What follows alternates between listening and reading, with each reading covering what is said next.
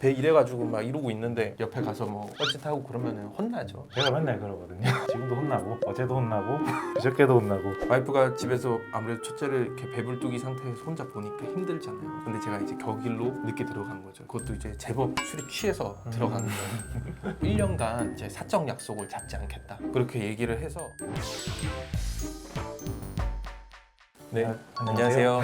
산트리사 정 원장입니다. 오늘은 건장한 청년분을 한 분 또 모시고 왔는데요. 사실은 청년은 아니고 애기 아빠 아저씨이긴 합니다. 산트리사 마케팅을 담당하고 있는 홍태호 부장이라고 합니다. 잘 부탁드립니다. 그래서 오늘은 이제 평상시에 매번 얘기했던 자궁탈이나 골반 통증이나 이런 질병과 관련돼서 얘기를 하기보다는 조금 쉬어가는 시간으로 이 육아에 대해서 얘기를 좀 해보려고 합니다. 아무래도 저희 채널이 이제 산부인과 채널이다 보니까 육아를 하고 계시는 구독자분들도 많으실 거고 이제 출산을 앞두고 출산을 준비하려고 하는 분들도 많이 계실 것 같아요. 그래서 아빠로서 이제 육아를 한다는 것이 어떤 의미를 가지고 또 뭐 어떤 애로사항들이 있는지 그런 부분을 그냥 한번 말씀드려보는 시간을 가져보려고 해요.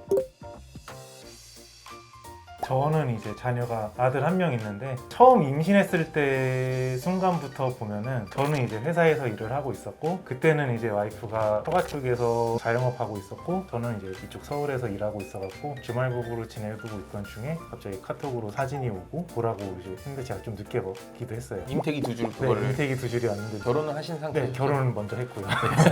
사진 보고서 처음에 이제 멍하면서 얼떨떨하고 계획이 없었거든요. 저희는 계획이 없다 보니까 이게 진짠가 하면서 이제 좀 약간 비현실적인 그런 느낌이 좀 들었다가 몇 분 지나니까 또 기분은 좋아지고 아빠가 된 건가 믿기지도 않고 그냥 좀 약간 뜬구름 잡는 느낌으로 그냥 이렇게 두루뭉실하게 계속 있다가 와이프가 집으로 이제 올라오게 되면서 같이 지내게 됐는데 신기했던 거는 보통 입덧을 많이 한다고 하잖아요. 그렇죠. 저희 와이프는 입덧이 없었어갖고 아, 너무 축복받은 일이죠. 뭘 먹고 싶은 거 있으면 시켜 먹고 저도 같이 살찌고 이렇게 하다가 예정일이 이제 있잖아요. 예. 4월 중순이 예정일이었는데 3, 4일 전부터 이제 막 가진통이라고 하는 게 오고 밤에 잘 못 자고 그러다가 이제 한 이틀 전부터는 회사에다가 양해 구하고 양해를 네. 잘 해주시던 네, 편이시던가요, 잘 사장님이? 해주셨어요. 네. 지금도 양해 툭하면 구하고 있어서 아, 예, 예. 좋은 회사네. 회사입니다. 네.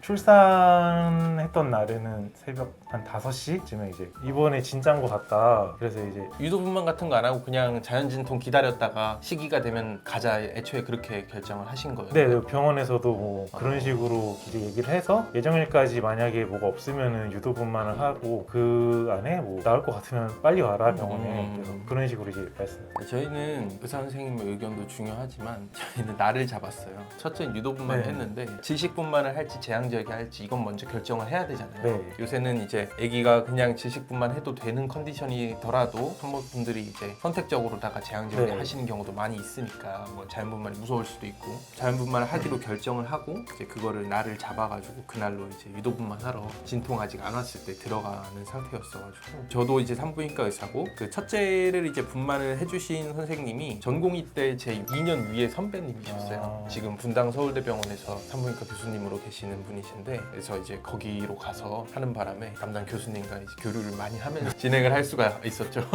와이프가 이제 불안해하고 뭐 그래도 옆에서 많이 괜찮다 이렇게 얘기를 해줄 수 있는 게 있었고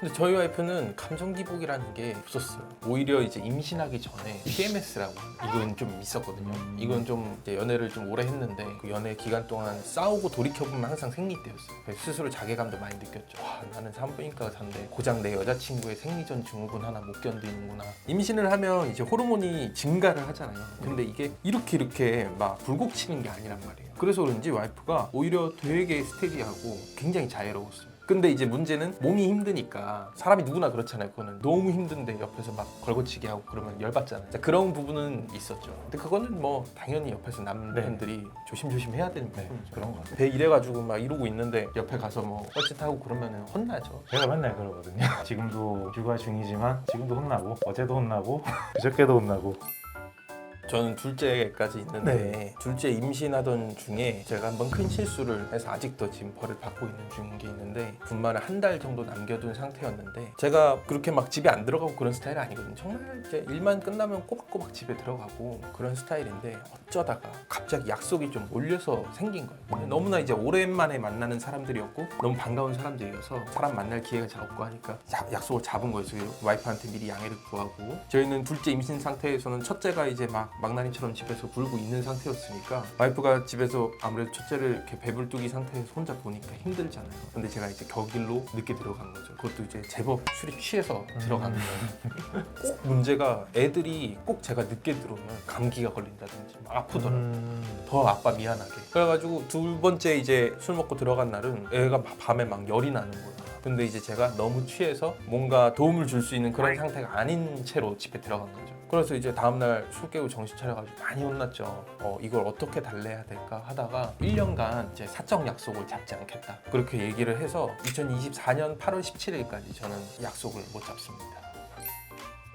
보통 이제 속설로 얘기하는 게 딸은 아빠를 닮고 아들은 엄마를 닮고 이런 얘기가 있잖아요. 근데 저희 아들은 진짜 저보다는 이제 와이프랑 처가 이쪽이랑 완전 빼박 닮았거든요. 교과서에서 첫 딸은 아빠를 닮는다 뭐 이렇게 써 있는 걸 본 적은 없어요. 근데 독특하게도 꼭 그렇더라고요. 저는 딸인데 네. 첫째 딸은 저랑 똑같이 생겼어요. 그래서 처음에 좀 많이 당황스럽고 이 아이가 앞으로 어떻게 돼야 되는 것인가 이렇게 날 닮아서야 되겠는가 그런 생각을 했는데 둘째 딸은 또 이 외가 쪽을 많이 닮았더라고요. 일단은 임신을 했을 때 모든 일이든 마찬가지지만 후회 안 하게 해주는 게 맞는 것 같아요. 그게 뭐 임신도 그렇고 육아도 그렇고 결혼할 때도 그렇고 항상 저는 뭔가 잘못을 했더라고요. 저도 모르게.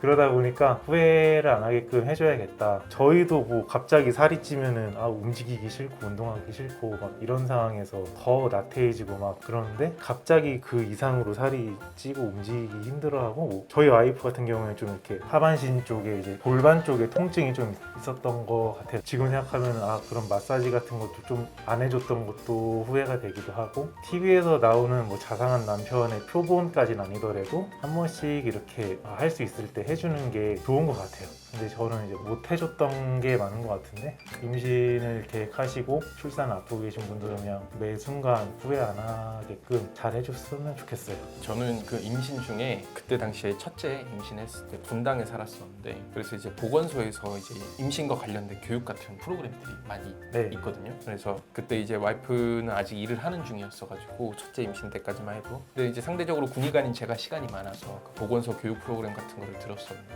그때 이제 코로나가 심해가지고 인터넷 강의였어요. 근데 거기에서 태교에 대한 내용으로 막 엄청나게 많았는데 인상적인 게 그 배에다 대고 아빠가 노래를 불러주라 아이에게 네. 무슨 노래였냐면 수연아 나는 너를 사랑해 맞아요.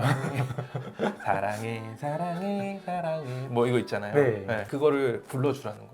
근데 제가 그 노래를 임신 기간 동안에 5번인가 그렇게 많이 못 해줬던 것 같아요. 근데 이제 그거는 뭐 거기 귀에다 대고 뭐 노래를 불러주고 그게 효과가 있냐 없냐 그건 솔직히 뭐 좀 의학적으로 얘기를 드리자면 태아가 이제 청력이 아직 발달이 안 돼 있는 상태라서 근데 어쨌든 간에 이제 그런 걸 떠나서 교감이잖아요. 아이와의 교감, 와이프와 남편의 이제 그 교감이고 와이프에게는 굉장히 인생에서 크리티컬한 순간이기 때문에 그런 걸 한다는 것이 남편이 우리 가족을 사랑하는구나 어떤 그걸 보여줄 수 있는 아주 간단한 행동이었는데도 많이 못해줬다. 그 부분이 굉장히 두고두고 좀 생각이 나는 부분이고 미안한 부분이죠. 물론 그때 이제 과음하고 들어간 건 너무나 미안한 부분이고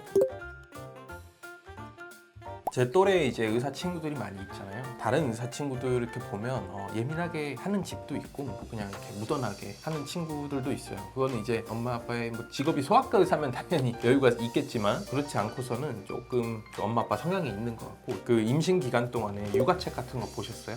네. 뭐 보셨어요? 크게 해갖고 뭐 육아 대백과라고 하는 책 뭐 그런 것도 보고 네. 아까 뭐 잠깐 말씀해 주신 것처럼 뭐 태교 동화 같은 거 네네. 책 한 권 어쨌든 다 읽어주기는 했어요. 한 번. 이제 와이프랑 저랑 같이 읽었던 책이 프랑스 아이처럼이라는 책이랑 똑개 육아라는 책이 있어요. 이제 그거 말고도 뭐 몇 가지를 더 봤지만 그 두 가지 책이 아이에 대해서 너무 민감하게 하지 말고 조금 여유를 가지고 키우자라는 내용이었거든요. 요약해 보자면 네. 이제 그 책을 보고 육아를 했기 때문에 조금 그렇게 예민하게 막 반응하진 않았던 거예요. 물론 열나면 당연히 약 먹이고 할 거는 당연히 하는 건데 사실 아기를 처음 낳아 보면은 가장 힘든 것들이 애 울음소리에 적응하는 게 조금 힘들 수 있단 말이죠. 저 같은 경우는 처음에 애가 계속해서 우는 게 너무 애가 걱정되고 뭐 어쩌고 이런 걸 떠나서 저는 조용한 걸 좋아하는 스타일인데 너무 시끄럽게 우는 거예요. 별것도 아닌 걸로. 그게 굉장히 스트레스였는데 그 스트레스에 반응을 하면서 제가 막 같이 예민해지고 하면 안 되잖아요. 그래서 그런 부분에 있어서 노력을 많이 했고 저는 이제 첫째한테 화를 좀 냈었던 거. 아무것도 모르는 미안하다. 아무것도 모르는 아이인데 내가 너무 너에게 많은 것을 바라고 그렇게 했던 것 같다. 밥을 좀 안 먹을 수도 있지. 내가 너무 밥 안 먹는다고 혼내고 나도 밥 안 먹을 때도 있는데 미안하다. 최근에 있던 후회는 이제 와이프랑 둘이서 좀 티격태격 하다가 애 앞에서 한번 소리를 낸 적이 있었고 그게 되게 신경 많이 쓰이고 미안하더라고. 애 앞에서 너무 감정 컨트롤을 못하는 모습 보여주는 게 어른이 아직 안 됐다고도 느껴지고 안 좋은 거 보여주는 것도 그렇고 그때 이제 애기가 놀래갖고 뛰어오는 것도 아니고 걸어오는 것도 아니고 아무튼 애매하게 오는데 되게 미안하더라고. 그때.